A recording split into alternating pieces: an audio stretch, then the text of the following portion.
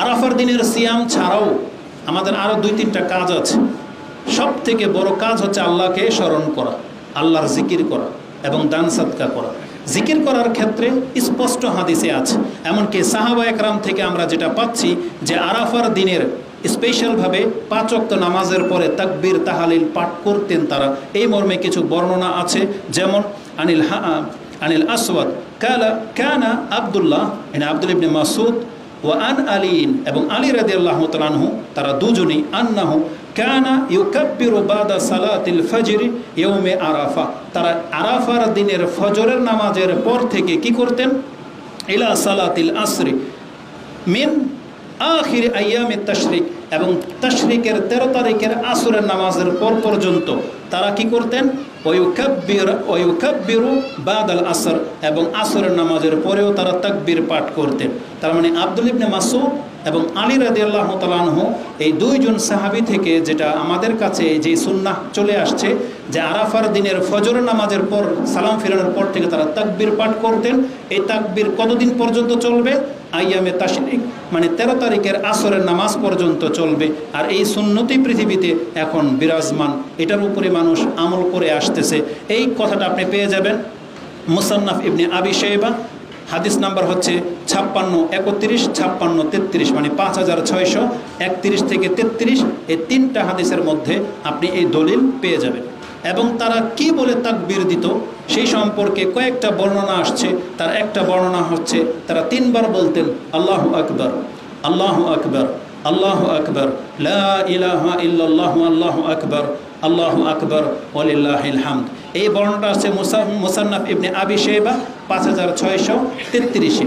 আপনি লক্ষ্য করে দেখতে পাবেন আমাদের সমাজে যারা নিজেদেরকে হানাফি মাযহাব বলে দাবি করে তারা 2 বার তাকবীর পাঠ করে, আল্লাহু আকবার, আল্লাহু আকবার, লা ইলাহা ইল্লাল্লাহু, আল্লাহু আকবার, আল্লাহু আকবার ওয়ালিল্লাহিল হামদ। কিন্তু যাদের উপরে ভিত্তি করে তারা সবচেয়ে বেশি ফতোয়া দিয়ে থাকেন তাদের থেকে প্রমাণ আছে যে 3 বার প্রথমে হবে আর শেষে 2 বার হবে। আনা হুমায়দ বলতেছেন আন্নাল হাসান ইবনে বসরি কানা ইউকাব্বিরু আল্লাহু আকবার, আল্লাহু আকবার সালাসান, 3 বার বলতেন। হাসানুল বসরি রাহিমাহুল্লাহ 3 বার বলতেন, সালাসা মাররাতিন। এটাও মুসান্নাফ ইবনে আবি শাইবাতে 56-54-তে রয়েছে। তো আমরা এটাই প্রাধান্যযোগ্য হিসেবে ধরি যে আমরা কিভাবে তাকবীর পাঠ করব, আল্লাহু আকবার, আল্লাহু আকবার, আল্লাহু আকবার, লা ইলাহা ইল্লাল্লাহু, আল্লাহু আকবার, আল্লাহু আকবার ওয়ালিল্লাহিল হামদ। এটা কখন থেকে? আগামীকাল ফজরের নামাজের পর থেকে। নামাজের সালাম ফিরানোর পরে 1 বার 2 বার যতবারই করেন না কেন, আর সারাদিন যখন তখন। তবে এই ক্ষেত্রে আমি একটা নুকতা আপনাদেরকে বলে দিই, এই হাদিস কিন্তু রাসূলের না, এই আমলটা কার? সাহাবীদের।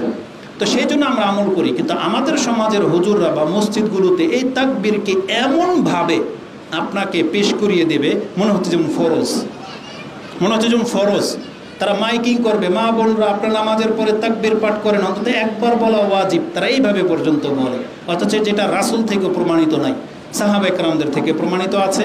আমরা বলি না আপনি ছেড়ে দেবেন, কিন্তু ওটাকে এমনভাবে ফতোয়া জারি করা হয় মনে হচ্ছে যে আকাশ ভেঙে পড়বে যদি ছুটে যায়। না, এমন কোনো বিষয় না। এটা বড়জোর আমরা সুন্নাহ হিসেবে নিতে পারি, যদিও এটা সুন্নাহ রাসূলের নয়। তবে সাহাবা একরামদের যেহেতু তারা হয়তো রাসূল সাল্লাল্লাহু আলাইহি ওয়াসাল্লামের কাছ থেকে এটা জেনেছেন বা শিখেছেন, এটা আমরা দাবি করতে পারি। কিন্তু রাসূল থেকে কেউ প্রমাণ করতে দেখাতে পারবে না যে রাসূল এটা করতেন, বরং এটা সাহাবীদের আমল। আলা কুল্লি হাল, আরাফার দিনের আরেকটা কাজ হলো দোয়া করা। সবচেয়ে বেশি আপনাকে দোয়া করতে হবে, বিশেষ করে আসরের পর থেকে। মানে কালকে যেহেতু আরাফা হবে, আরাফা আপনার আসর থেকে মাগরিব, এই সময়টা অত্যন্ত গুরুত্বপূর্ণ। ওই সময় দোয়া কবুল হওয়ারও গ্যারান্টি রয়েছে। যেমন আজকের দিনেও আসর থেকে মাগরিব পর্যন্ত দোয়া কবুল হওয়ার গ্যারান্টি রয়েছে।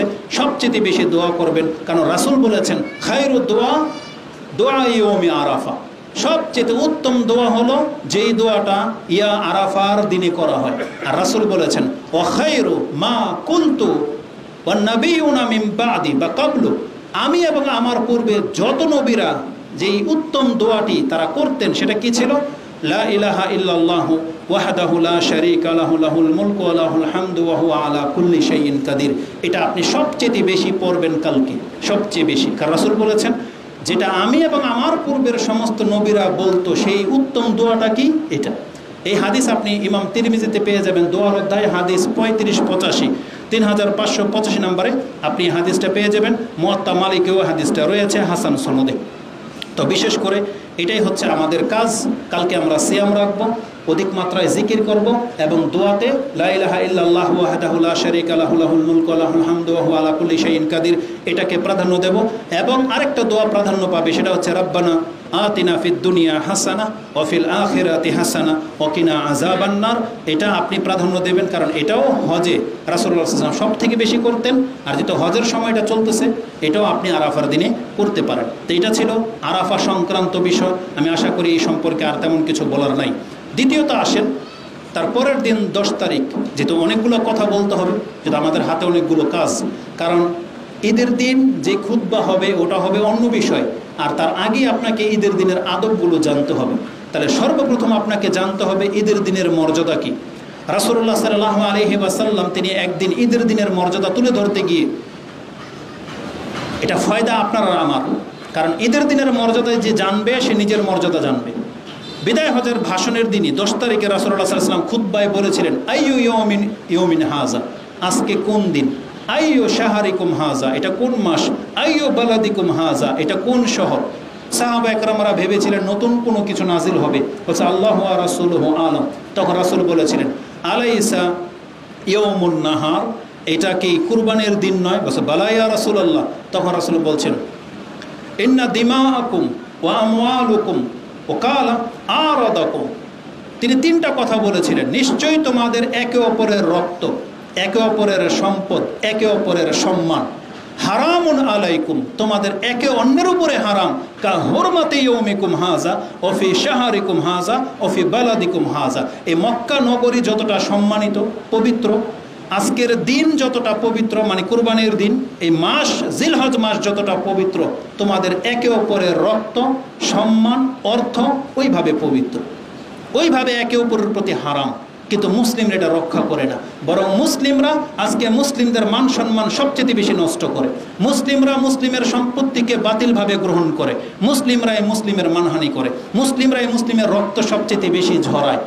এটা বর্তমান প্রেক্ষাপটে। অথচ রাসূল আজ থেকে 1400 বছর আগে বলে দিয়ে গিয়েছিলেন মক্কা নগরী যেমন হারাম, একজন মুসলিমের রক্ত এরকম হারাম।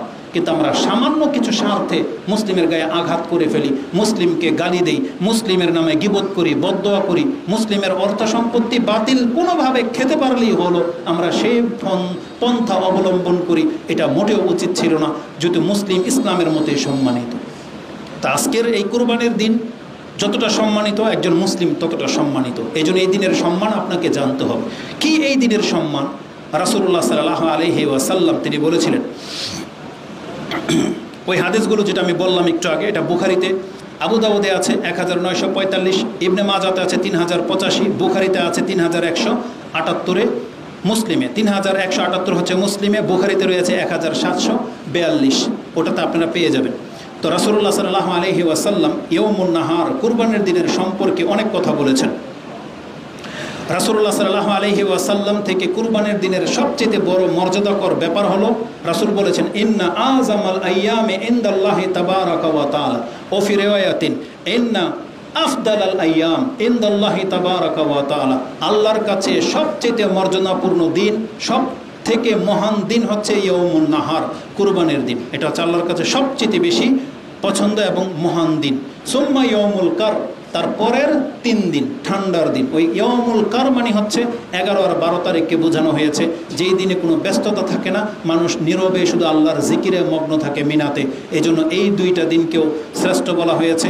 এই হাদিসটা আপনি সাহিহ ইবনে হিব্বানের মধ্যে 2811-তে পেয়ে যাবেন, এবং আবু দাউদে হাদিসটি আপনি 1765-তে পেয়ে যাবেন, সাহিহ ইবনে খুজাইমাতে হাদিসটি আপনি 2966-তে পেয়ে যাবেন, এবং সুনানুল কুবরা লিল নাসাইতে আপনি 4083-তে পেয়ে যাবেন, মিশকাতেও আপনি হাদিসটি 2643-এ পেয়ে যাবেন, যে রাসূল বলেছেন সবচেয়ে শ্রেষ্ঠ দিন হচ্ছে কুরবানির দিন। এই দিনের আরও কয়েকটি নাম আছে। আমাদের সমাজের মানুষ মনে করে, বিশেষ করে এই মাযহাবী লোকরা মনে করে, যেই হজ আরাফার দিন হবে শুক্রবার, সেইটাকে হজ্জে আকবর বলা হয়। আবার তাদের আরেকটা মত হলো, তারা বলে যেই হজের কুরবানির দিন হবে শুক্রবার, সেই সময় ওই হজটাকে বলা হয় হজ্জুল আকবর। আমাদের দেশের সৌদি আরবের বাদশার বিরুদ্ধে একটা অপপ্রচার হলো যে সৌদি আরবের সরকার হজ্জে আকবর হতে দেয় না, শুক্রবার দিন আরাফা বা কুরবানি হতে দেয় না। কেন? কারণ এই দিন যেই বছরে হজ্জে আকবর হবে ওই দিন নাকি সৌদির সরকারের উপরে দায়িত্ব প্রত্যেক হাজিকে নাকি কি যেন দিতে হয়, গিফট করতে হয় বা কিছু একটা করতে হয়। এগুলো সব হচ্ছে বদ আকিদার লক্ষণ। ইসলামের হজের সাথে এর কোনো সম্পর্ক নেই। হজ্জে আকবর মূলত কুরবানির দিনের নাম, যেটা আমার ইয়মুন নাহার, ইয়মুল আদাহা, এটার নামই হচ্ছে হজ্জুল আকবর। সেটা শুক্রবার হোক বা না হোক, শুক্রবারের সাথে হজ্জে আকবরের কোনো সম্পর্ক নাই, বরং হজে 10 তারিখের দিনকে হজ্জুল আকবর বলা হয়। এটা সুস্পষ্ট হাদিস দ্বারা প্রমাণিত, যেটা আপনি একাধিক হাদিসের মধ্যে পেয়ে যাবেন। রাসূলুল্লাহ সাল্লাল্লাহু আলাইহি ওয়াসাল্লাম থেকে এই মর্মে স্পষ্ট কথা রয়েছে যে ইয়মুন নাহার হাজা ইয়মুল হজ্জুল আকবর। কালা আইয়ু ইয়মিন হাজা, রাসূলকে জিজ্ঞেস করেছেন এটা কোন দিন। রাসূল সাল্লাল্লাহু আলাইহি সাল্লাম বলেছেন কালু ইয়মুন নাহার, এটা হচ্ছে কুরবানির দিন। তখন রাসূল নিজেই বলেছিলেন হাজা ইয়মুল হজ্জুল আকবর, এটাই হলো হজের সবচেয়ে বড় দিন। এই বর্ণনা আপনি কোথায় পেয়ে যাবেন? আবু দাউদে আছে 1945, ইবনে মাজাতে আছে 3058, বুখারীতে আছে 1742। রাসূল বলেছেন হাজা ইয়াউমুল হজ্জুল আকবর, মানে হজের কুরবানির দিনকে হজ্জুল আকবর বলা হয়, শুক্রবারের সাথে এর কোনো সম্পর্ক নাই। এমনকি ওয়ান আলী ইবনে আবি কাতাদা, এটা হাদিস হয়ে গেছে। তো যেটা বললাম হাজা ইয়মুল হজ্জুল আকবর, এটা 3-4টা বর্ণনা থেকে পাওয়া যাবে। আলী রাদিয়াল্লাহু তাআলা তিনি নিজেই ব্যাখ্যা করতেছেন, তিনি বলেন ইয়মুল হজ্জুল আকবর ইয়মুন নাহার। আলী রাদিয়াল্লাহু তাআলা বলেন যে হজে আকবর বলা হয় ওই দিনটাকে যেই দিন মানুষ কুরবানি করে থাকে।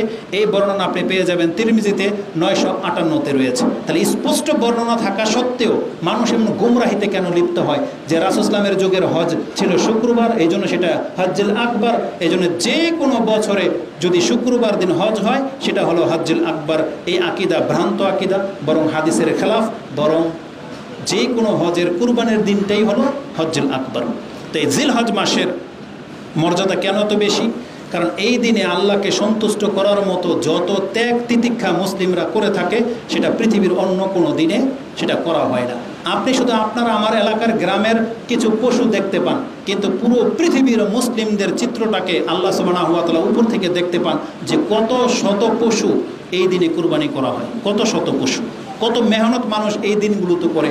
আর হজের সবচেয়ে বড় আনুষ্ঠানিকতা এই 10 তারিখের দিনই করা হয়। এই জন্য আল্লাহ সুবহানাহু ওয়া তাআলার কাছে এই দিন হচ্ছে সব থেকে বড় এবং মহান দিন।